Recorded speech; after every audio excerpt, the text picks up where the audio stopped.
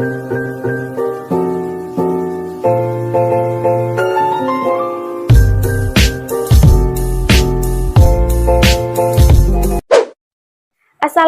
warahmatullahi wabarakatuh. Halo teman-teman semuanya, saya Azila Rahma dengan NIM 21016135 dari program studi Pendidikan Bahasa Indonesia Fakultas Bahasa dan Seni Universitas Negeri Padang. Pada video pembelajaran kali ini saya akan membahas mengenai materi teori dasar keterampilan berbicara. Tugas ini merupakan tugas pada mata kuliah keterampilan berbicara dengan Ibu dosen pengampu, Ibu Ermawati Arif MPD. Nah, pada materi ini ada 5 poin penting yang harus saya jelaskan di sini. Yang pertama mengenai pengertian berbicara sebagai bentuk keterampilan berbahasa. Yang kedua mengenai tujuan berbicara secara umum dan khusus. Yang ketiga, catur cara saji bicara sebagai metode dalam keterampilan berbicara. Yang keempat mengenai faktor yang mempengaruhi keterampilan berbicara. Dan yang terakhir ada jenis-jenis berbicara sebagai keterampilan berbahasa. Yang pertama saya akan membahas mengenai pengertian keterampilan berbicara sebagai keterampilan berbahasa. Nah, di sini saya akan menjelaskan apa itu yang dimaksud dengan keterampilan berbicara. Keterampilan berbicara itu adalah sebuah kemampuan berbahasa dalam mengucapkan bunyi-bunyi artikel atau mengucapkan kata-kata untuk mengekspresikan, menyatakan atau menyampaikan suatu ide, pikiran, pendapat, gagasan kepada orang lain sebagai mitra pembicara yang didasari oleh kepercayaan diri, jujur, benar, dan bertanggung jawab, serta menghilangkan masalah psikologis seperti malu, rendah hati, ketegangan, berat lidah, dan lain sebagainya.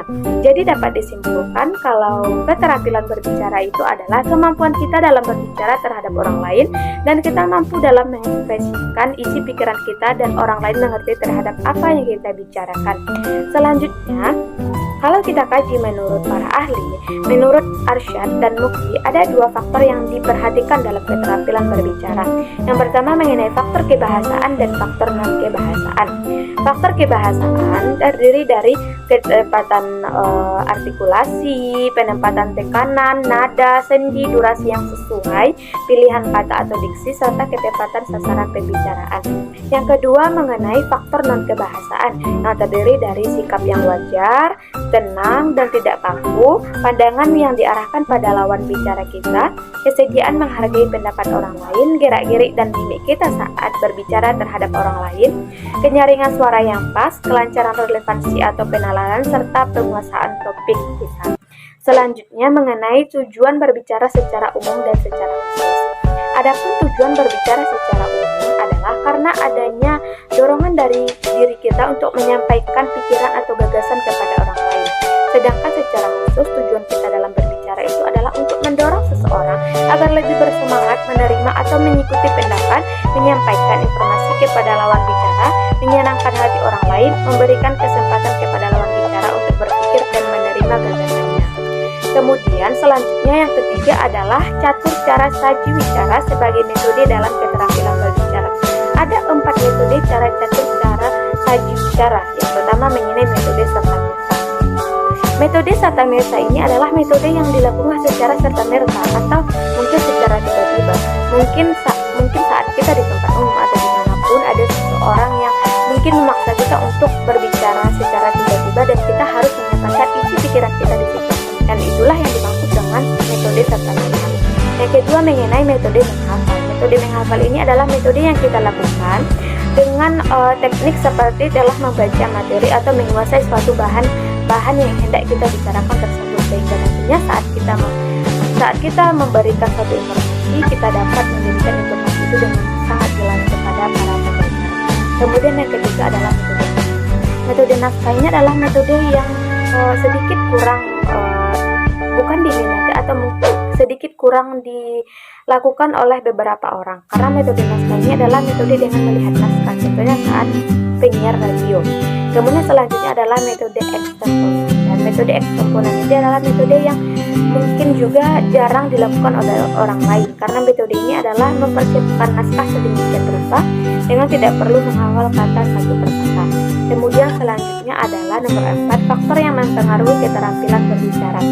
Ada 2. Yang pertama adalah faktor internal, yang kedua adalah faktor eksternal. Faktor internal. Faktor internal seperti yang kita ketahui adalah faktor yang berasal dari diri sendiri, yang meliputi faktor fisik dan non-fisik. Kalau faktor fisik seperti yang kita ketahui seperti suara kita, lidah kita, gigi kita, dan bibir kita. Selanjutnya mengenai faktor non-fisik seperti kepribadian seseorang. Kemudian yang kedua faktor eksternal. Sebagaimana yang kita ketahui, eksternal itu adalah berasal dari luar individu atau diri kita sendiri, seperti tingkat pendidikan, kebiasaan, dan lingkungan pergaulan.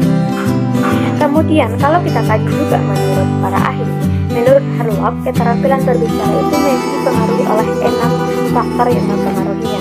Yang pertama, persiapan fisik untuk berbicara, apakah mungkin saat kita berbicara kita sehat atau sakit. Yang kedua, mengenai kesiapan mental untuk berbicara, apakah kita sudah siap, setengah siap, atau mungkin sama sekali tidak siap. Yang ketiga, mengenai model yang baik untuk ditiru. Kemudian kecepatan untuk berpraktik, kemudian motivasi kita dan bimbingan kita dalam berbicara. Selanjutnya yang kelima, mengenai jenis-jenis berbicara sebagai keterampilan berbahasa.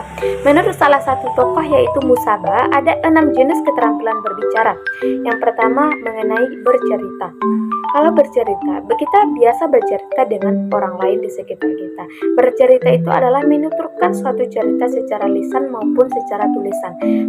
Secara tulisan ini contohnya bisa saja seperti ibu kita mendongengkan kita sebuah buku saat kita hendak mau tidur. Yang kedua mengenai debat. Debat ini biasa kita lakukan di kelas atau mungkin di perguruan tinggi atau mungkin di forum-forum debat lainnya. Debat itu adalah kegiatan argumentasi yang bertujuan untuk menyampaikan pendapat yang bertentangan dengan pendapat orang lain dan tentunya mencari solusi bersama. Kemudian yang ketiga itu adalah diskusi. Nah, diskusi ini adalah biasa juga kita dapatkan di kelas atau perguruan tinggi. Nah, di sini itu adalah argumentasi atau perdebatan ilmiah untuk bertukar pikiran mengenai suatu masalah. Kemudian selanjutnya mengenai wawancara. Wawancara itu adalah kegiatan tanya jawab secara lisan untuk memperoleh informasi. Kegiatan wawancara itu biasa dilakukan oleh mungkin mahasiswa atau mungkin reporter dan lain sebagainya. Kemudian yang kelima adalah pidato dan ceramah.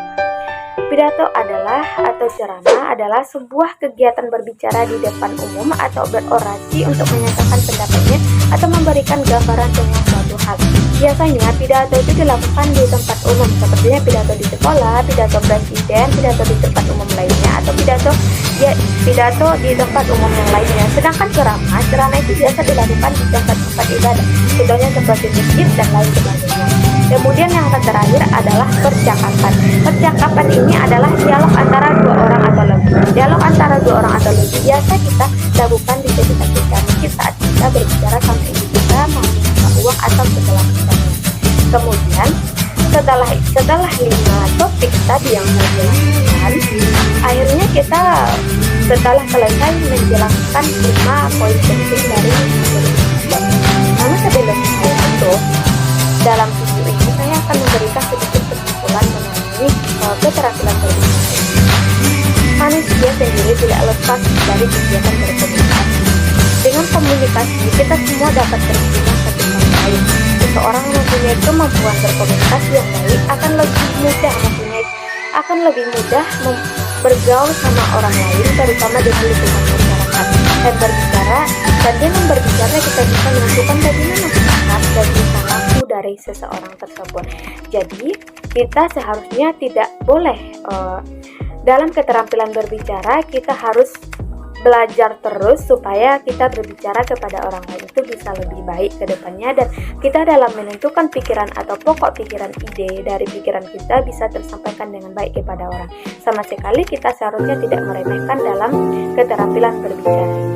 Saya Azila Rahma, apabila ada kesalahan kata saat penyampaian video pembelajaran kali ini saya minta maaf. Wabillahi taufiq walhidayah. Assalamualaikum warahmatullahi wabarakatuh.